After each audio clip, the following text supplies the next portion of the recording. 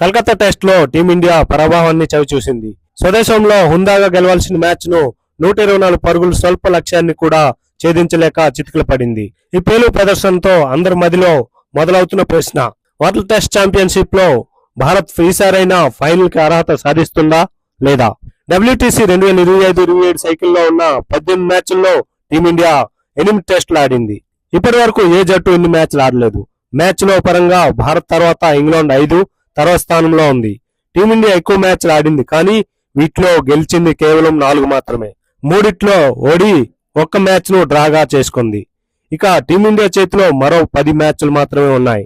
ప్రస్తుతం భారత్ జట్టు పాయింట్ల పట్టికలో 4వ స్థానంలో ఉంది. మనకంటే ముందు శ్రీలంక, సౌత్ ఆఫ్రికా, ఆస్ట్రేలియా ఉన్నాయి. WTC 2025-27లో టీమిండియా ఇంకా సౌత్ ఆఫ్రికాతో 1 మ్యాచ్, శ్రీలంకతో 2, న్యూజిలాండ్ తో 2, ఆస్ట్రేలియాతో 5 టెస్టులు ఆడాల్సి ఉంది. దీంట్లో 6 టెస్టులు స్వదేశంలోనే ఆడాలి.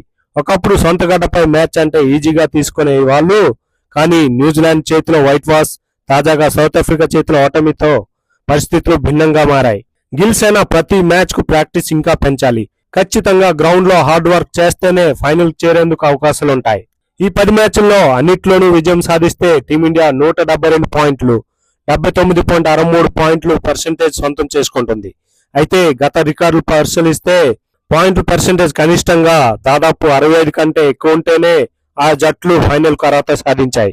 ఈ 10 మ్యాచ్ల్లో కనీసం 8 మ్యాచ్లు గెలిస్తేనే టీమిండియా WTC ఫైనల్ కు అర్హత సాధించే అవకాశం ఉంది. మరి ఈసారి టీమిండియా ఫైనల్ చేరే అవకాశం ఉందా లేదా? మీ అభిప్రాయం కామెంట్ బాక్స్ లో తెలియజేయండి. Thanks for watching.